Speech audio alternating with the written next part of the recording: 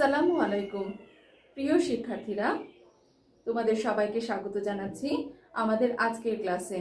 আমি কাজী শারমিনা আক্তার, প্রভাষক পদার্থবিজ্ঞান, মাইলস্টোন কলেজ। প্রথমে জানিয়ে দিই, মহামারীর এই করোনা ভাইরাসের দুর্যোগের সময় আমাদের সবাইকে স্বাস্থ্যবিধি মেনে চলতে হবে। আর স্বাস্থ্যবিধি মেনে সামাজিক দূরত্ব বজায় রেখে ঘরেই অবস্থান করতে হবে। আশা করি শিক্ষার্থীরা স্বাস্থ্যবিধি মেনে চলছো এবং সবাই সুস্থ আছো।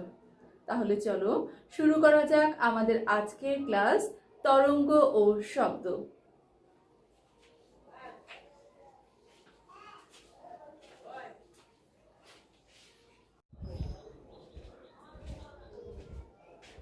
প্রথমে আমরা কয়েকটি অনুধাবনমূলক প্রশ্ন ও তার সমাধান জেনে নিব। আমাদের প্রথম প্রশ্নটি হলো, শীতকাল অপেক্ষা বর্ষাকালে শব্দ দ্রুত শোনা যায় কেন? আমরা জানি শব্দের বেগ তাপমাত্রা ও আর্দ্রতার উপর নির্ভর করে। অর্থাৎ উত্তরটি লেখার সময় অবশ্যই আমি লিখব এখানে নির্ভর করছে তাপমাত্রা এবং আর্দ্রতা। শীতকাল অপেক্ষা বর্ষাকালে বায়ুর তাপমাত্রাও বেশি থাকে এবং বায়ুর আর্দ্রতাও বেশি থাকে, তাই শীতকাল অপেক্ষা বর্ষাকালে শব্দ দ্রুত শোনা যায়। পুরুষের কণ্ঠস্বর মোটা কিন্তু নারী ও শিশুদের কণ্ঠস্বর তীক্ষ্ণ হয় কেন? আমরা জানি মানুষের কণ্ঠস্বরে ভোকাল কর্ড থাকে এবং এই ভোকাল কর্ডে দুটি নরম পাতলা পর্দা থাকে। এই পাতলা পর্দা দুটি নারী ও শিশুদের ক্ষেত্রে কোমল ও নরম হয়, কিন্তু পুরুষের ক্ষেত্রে মোটা ও দৃঢ় হয়, যার ফলে পুরুষের কণ্ঠস্বর থেকে কম কম্পাঙ্ক সৃষ্টি হয় এবং নারী ও শিশুদের কণ্ঠস্বর থেকে বেশি কম্পাঙ্কের সৃষ্টি হয়। তাই বলা যায় ভোকাল কর্ডের পার্থক্যের কারণে ভোকাল কর্ডের পার্থক্যের কারণে পুরুষের কণ্ঠস্বর মোটা হয় এবং নারী ও শিশুদের কণ্ঠস্বর তীক্ষ্ণ হয়। তৃতীয় প্রশ্ন, বায়ু অপেক্ষা পানিতে শব্দের বেগ বেশি হয় কেন? শব্দের বেগ মাধ্যমের স্থিতিস্থাপকতার উপর নির্ভর করে।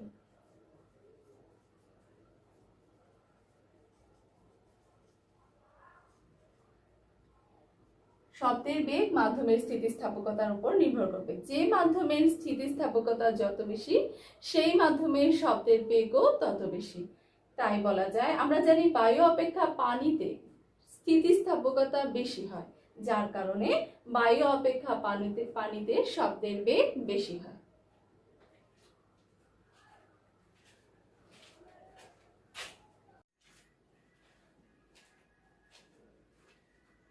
সকল প্রতিফলিত শব্দ শোনা যায় না কেন? অথবা সকল শব্দের প্রতিধ্বনি শোনা যায় না কেন? আমরা জানি শব্দানুভূতির স্থায়িত্বকাল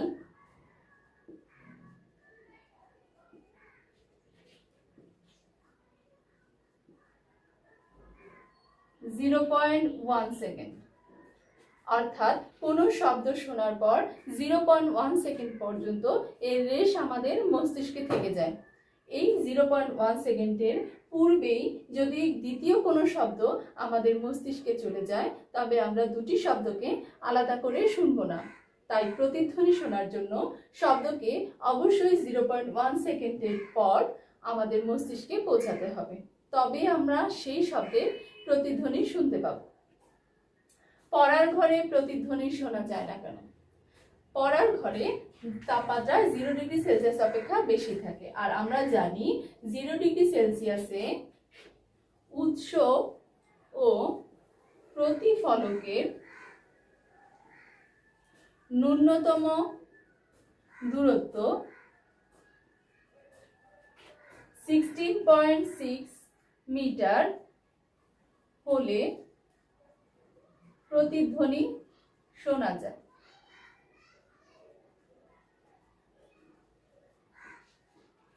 অর্থাৎ 0 ডিগ্রি সেলসিয়াসের উৎস প্রতিফলকের ন্যূনতম দূরত্ব 16.6 মিটার হলেই কেবল আমরা শব্দের প্রতিধ্বনি শুনতে পাবো।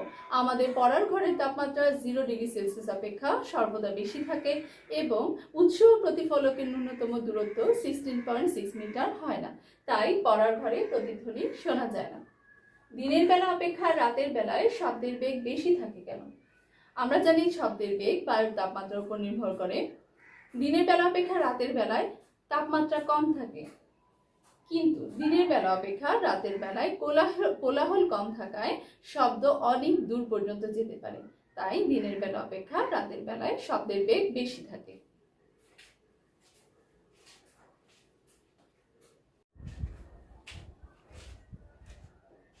কম্পাঙ্ক ও পর্যায়কালের মধ্যে সম্পর্ক নির্ণয় করো। আমরা জানি পর্যায়কাল কাকে বলে। একটি পূর্ণ স্পন্দনে তরঙ্গের যে সময় লাগে তাকে পর্যায়কাল বলে এবং একে ক্যাপিটাল টি দ্বারা প্রকাশ করা হয়। তাহলে টি সেকেন্ডে সম্পন্ন হয় একটি স্পন্দন, সুতরাং 1 সেকেন্ডে সম্পন্ন হয় 1/t টি স্পন্দন। এবার আমরা জানি কম্পাঙ্কের সংজ্ঞাটি হলো 1 সেকেন্ডে কোনো কম্পাঙ্ক তরঙ্গ যে কয়টি পূর্ণ স্পন্দন সম্পন্ন করে তাকে কম্পাঙ্ক এফ বলে। তাহলে এখানে দ্বিতীয় লাইনে আমরা 1 সেকেন্ডে স্পন্দন সংখ্যাটি নির্ণয় করেছি এবং সেটি হলো 1/t। তাই আমরা বলতে পারি কম্পাঙ্ক এফ ইকুয়াল টু হবে 1/t এবং এটি হচ্ছে আমার কম্পাঙ্ক ও পর্যায়কালের মধ্যে সম্পর্কের মান। শব্দের তীব্রতা 25 ওয়াট পার মিটার স্কয়ার বলতে কি বোঝায়? শব্দের তীব্রতার সংজ্ঞাটি হলো শব্দ সঞ্চালনের পথে প্রতি সেকেন্ডে প্রতি একক বর্গ ক্ষেত্রফলে যে হারে শব্দ শক্তি সঞ্চালিত হয় তাকেই শব্দের তীব্রতা বলে। তাহলে শব্দের তীব্রতা 25 ওয়াট পার মিটার স্কয়ার বলতে বোঝায় 1 সেকেন্ডে 1 মিটার স্কয়ার ক্ষেত্রফলে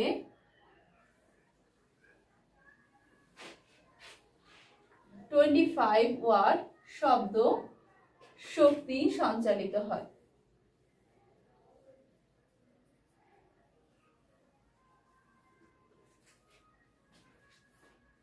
বাদুড় কিভাবে পথ চলে? বাদুড় শব্দের প্রতিধ্বনির সাহায্যে পথ চলে। বাদুড় চলার পথে অনবরত শব্দ সৃষ্টি করে এবং সেই শব্দ সামনের কোনো প্রতিফলকে বাধা পেয়ে পুনরায় তার নিকট ফিরে আসলে প্রতিধ্বনির প্রকৃতি এবং ধরন দেখে সে বুঝতে পারে সামনের বস্তুটি কি ধরনের বা কি প্রকৃতি।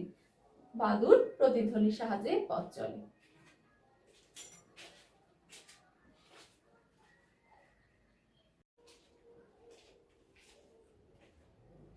শিক্ষার্থীরা, তাহলে চলো জেনে নিয়ে আমাদের এই অধ্যায়ের কয়েকটি গুরুত্বপূর্ণ সূত্রাবলী। আমাদের প্রথম সূত্রটি হচ্ছে v1 divided by v2 equal √t1 divided by t2। এখানে v1 হচ্ছে 0 ডিগ্রি সেলসিয়াস তাপমাত্রায় শব্দের বেগ। এটি কখনো কখনো প্রশ্নে উল্লেখ থাকে। আর যদি উদ্দীপক বা প্রশ্নে উল্লেখ না থাকে তাহলে তোমাকে 0 ডিগ্রি সেলসিয়াস তাপমাত্রায় শব্দের বেগ 330 মিটার পার সেকেন্ড বসাতে হবে। v2 হচ্ছে বায়ুর তাপমাত্রায় শব্দের বেগ। t1 হচ্ছে 0 ডিগ্রি সেলসিয়াস তাপমাত্রা এবং 0 ডিগ্রি সেলসিয়াসকে আমরা কেলভিনে রূপান্তরিত করে নিব, যার মান হবে 273 কেলভিন। t2 হলো বায়ুর তাপমাত্রা θ ডিগ্রি সেলসিয়াস। এখানে দ্বিতীয় সূত্রটি হলো d equal v into t। এখানে d হচ্ছে দূরত্ব, এখানে d হচ্ছে দূরত্ব এবং v হচ্ছে শব্দের বেগ আর t হচ্ছে শব্দ শোনার সময়। আমাদের তৃতীয় সূত্রটি হলো d ইকুয়াল vt বাই 2।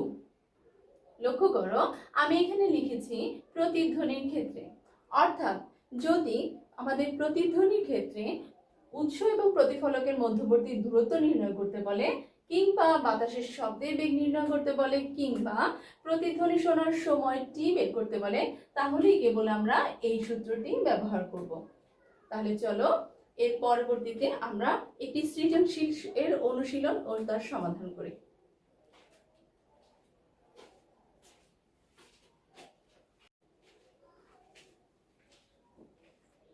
শিক্ষার্থীরা, দেখতেই পাচ্ছ আমি বোর্ডে একটি সৃজনশীল লিখেছি। সৃজনশীলটিতে বলা হয়েছে সমতল পৃষ্ঠের উপর অবস্থিত দুটি 10 তলা ভবনের মাঝে ভূপৃষ্ঠের ওপর দাঁড়িয়ে এক ব্যক্তি বন্দুক থেকে গুলি ছুড়ল। সে 2 সেকেন্ড পর প্রথম প্রতিধ্বনি এবং 2.5 সেকেন্ড পর দ্বিতীয় প্রতিধ্বনি শুনতে পেল। ওই সময়ে বায়ুর তাপমাত্রা ছিল 35 ডিগ্রি সেলসিয়াস। আমার প্রথম প্রশ্নে বলা হয়েছে ভবন দুটির মধ্যবর্তী দূরত্ব নির্ণয় করো। দ্বিতীয় প্রশ্নে বলা হয়েছে উদ্দীপক অনুসারে ব্যক্তিটি দ্বিতীয় প্রতিধ্বনি শোনার কত সময় পর তৃতীয় প্রতিধ্বনি শুনতে পাবে, গাণিতিকভাবে বিশ্লেষণ করো। তাহলে চলো শুরু করি আমাদের প্রথম প্রশ্নটির সমাধান।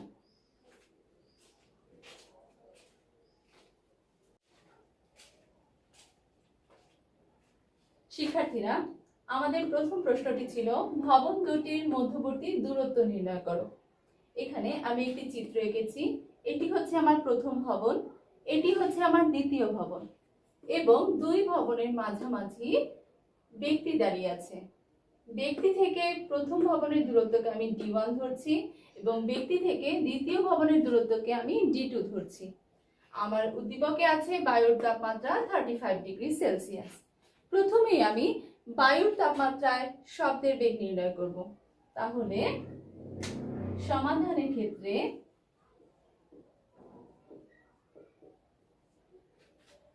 (35 ডিগ্রি সেলসিয়াস তাপমাত্রায় বায়ুতে শব্দের বেগ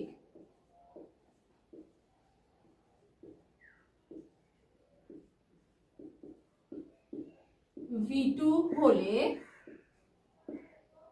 35 ডিগ্রি সেলসিয়াস তাপমাত্রায় বায়ুতে শব্দের বেগ V2 হলে আমাদের সূত্রটি হবে V1 divided by V2 equal √T1 divided by T2। এখানে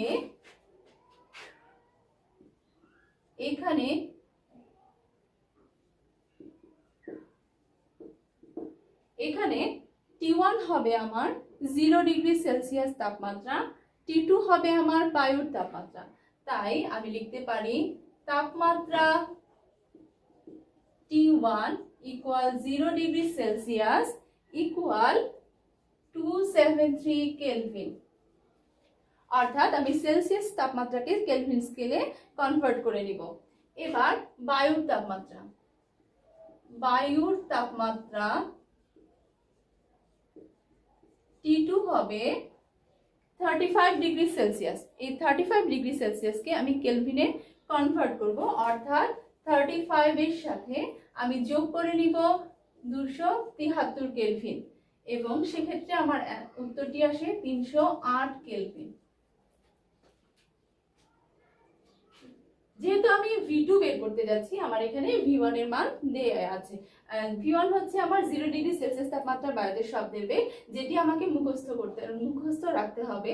তাই বলতে পারি 0 ডিগ্রি সেলসিয়াস তাপমাত্রায় 0 ডিগ্রি সেলসিয়াসে শব্দের বেগ V1 ইকুয়াল, এবং এর মানটি আমাদের জানা আছে 330 মিটার পার সেকেন্ড। এবার এই সবগুলো মান বসালে আমি এই সমীকরণ থেকে V2 এর মান নির্ণয় করতে পারি। তাহলে পরের লাইনে আমি লিখতে পারি V2 equal V1 into √T2 divided by T1। এবার আমি মানগুলো বসাচ্ছি। 330 ইন্টু √308 divided by 273 কেলভিন, 273। আমি এখানে একক লিখব না। এবং এই সমীকরণ থেকে আমার V2 অর্থাৎ বায়ুর তাপমাত্রায় শব্দের বেগ আসবে V2 equal 350.51 metre per second. এটি হবে আমার বায়ুর তাপমাত্রায় শব্দের বেগের মান। এবার আমি এই শব্দের বেগ ব্যবহার করে প্রথম ভবন থেকে ব্যক্তির মধ্যবর্তী দূরত্ব d1 বের করব এবং দ্বিতীয় ভবন থেকে ব্যক্তির মধ্যবর্তী দূরত্ব d2 বের করব। তাহলে এবার আমরা লিখব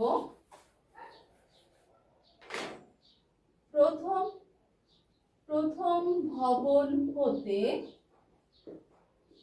ব্যক্তির দূরত্ব d1 ইকুয়াল, এক্ষেত্রে আমরা প্রতিধ্বনির সূত্রটি ব্যবহার করব এবং সূত্রটি হবে vt1 ডিভাইডেড বাই 2। এক্ষেত্রে শব্দের বেগ দেয়া আছে হবে শব্দের বেগ v ইকুয়াল v1, একটু আগে v ইকুয়াল টু v2, একটু আগে যে আমরা শব্দের বেগটি বের করেছি সেটি এখানে বসাবো 350 মিটার পার সেকেন্ড এবং প্রতিধ্বনি শোনার সময়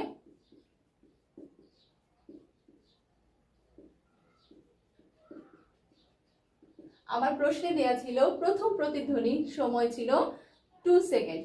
এখানে আমি প্রথম প্রতিধ্বনি শোনার সময়টি ব্যবহার করব এই কারণে যে প্রথম ভবন থেকে ব্যক্তির দূরত্ব আমি নির্ণয় করছি, এই কারণে আমি প্রথম প্রতিধ্বনি শোনার সময় t1 ব্যবহার করব যার মান দেয়া ছিল 2 সেকেন্ড। সুতরাং এখানে আমি যদি মানগুলো বসাই 350.51 ইন্টু 2 ডিভাইডেড বাই 2 এবং ক্যালকুলেশন করে আমার উত্তরটি আসবে 350.51 মিটার। এটি হচ্ছে আমার প্রথম ভবন থেকে ব্যক্তির মধ্যবর্তী দূরত্ব। তাহলে চলো এবার দ্বিতীয় ভবন থেকে ব্যক্তির মধ্যবর্তী দূরত্ব নির্ণয় করে নিই।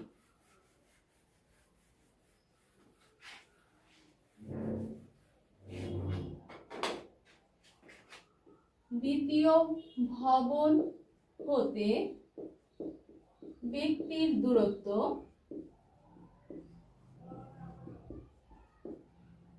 d2 হবে vt2 ডিভাইডেড বাই 2। এখানে v হচ্ছে বায়ুতে শব্দের বেগ এবং t2 হচ্ছে দ্বিতীয় প্রতিধ্বনি শোনার সময়। তাহলে আমি দেয়া আছে জায়গায় লিখব শব্দের বেগ v equal 350.51 metre per second এবং দ্বিতীয় প্রতিধ্বনির সময় t2 হচ্ছে 2.15 সেকেন্ড। এবার এই দুটি মানকে আমি এই সমীকরণে বসাবো। তাহলে আমার সমীকরণটি দাঁড়াবে 350.51 ইন্টু 2.15 ডিভাইডেড বাই 2 এবং ক্যালকুলেশনের পর আমার উত্তরটি আসবে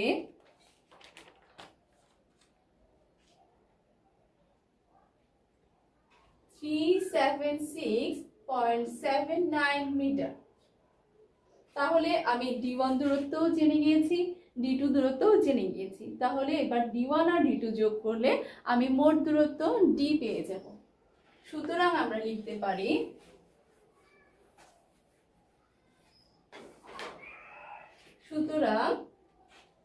ভবন দুটির মধ্যবর্তী দূরত্ব d equal d1 plus d2 এবং d1 এর মান ছিল 350.51 এবং d2 এর মান বের করেছি 376.79 মিটার।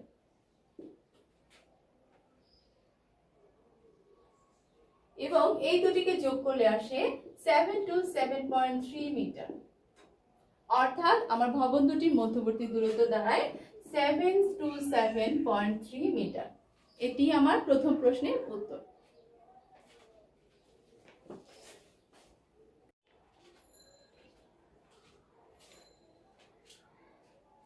শিক্ষার্থীরা, আমাদের দ্বিতীয় প্রশ্নটিতে বলা হয়েছে উদ্দীপক অনুসারে ব্যক্তিটি প্রথম প্রতিধ্বনি শোনার কত সময় পর তৃতীয় প্রতিধ্বনি শুনতে পাবে। আমার প্রশ্নে দেয়া আছে প্রশ্ন মতে প্রথম প্রতিধ্বনির সময় t1 ইকুয়াল 2 সেকেন্ড এবং দ্বিতীয় প্রতিধ্বনির সময়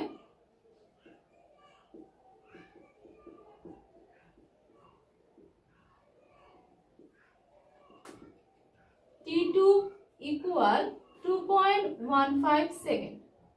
আমি যদি চিত্রের দিকে লক্ষ্য করি তাহলে এই অবস্থান থেকে প্রথম ভবনে বাধাপ্রাপ্ত হয়ে পুনরায় এই অবস্থানে ব্যক্তির নিকট শব্দটি পৌঁছালে প্রথম প্রতিধ্বনি শোনা যায়। অর্থাৎ d1 দূরত্বের ক্ষেত্রে প্রথম প্রতিধ্বনির সময় t1 পাওয়া যাবে এবং একইভাবে d2 দূরত্ব অর্থাৎ দ্বিতীয় ভবন থেকে বাধাপ্রাপ্ত হয়ে শব্দটি ব্যক্তির নিকট আসতে প্রতিধ্বনির ক্ষেত্রে সময় হবে t2। এবার আমাকে বলা হয়েছে তৃতীয় প্রতিধ্বনি শুনতে কখন পাবেন। এক্ষেত্রে আমি প্রথম প্রতিধ্বনি শোনার সময়টি বিবেচনা করব। ব্যক্তি থেকে প্রথম শব্দটি প্রথম প্রথম ভবনে বাধাপ্রাপ্ত হয়ে ব্যক্তি এ কে অতিক্রম করে দ্বিতীয় ভবনে বাধাপ্রাপ্ত হয়ে পুনরায় ব্যক্তির নিকট ফিরে আসলেই তৃতীয় প্রতিধ্বনিটি শুনতে পাওয়া যাবে।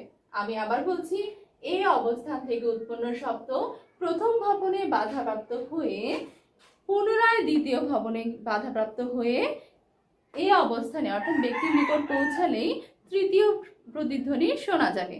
তাই বলতে পারি চিত্র হতে তৃতীয় প্রতিধ্বনির সময় t3 equal t1 plus t2। তাহলে t1 ছিল 2 সেকেন্ড, t2 ছিল 2.15 সেকেন্ড, অর্থাৎ 2 প্লাস 2.15 এবং এটার মান দাঁড়ায় 4.15 সেকেন্ড। তাই বলা যায় সুতরাং ব্যক্তি প্রথম প্রতিধ্বনি শোনার 4.15 সেকেন্ড পর তৃতীয় প্রতিধ্বনি শুনতে পাবেন।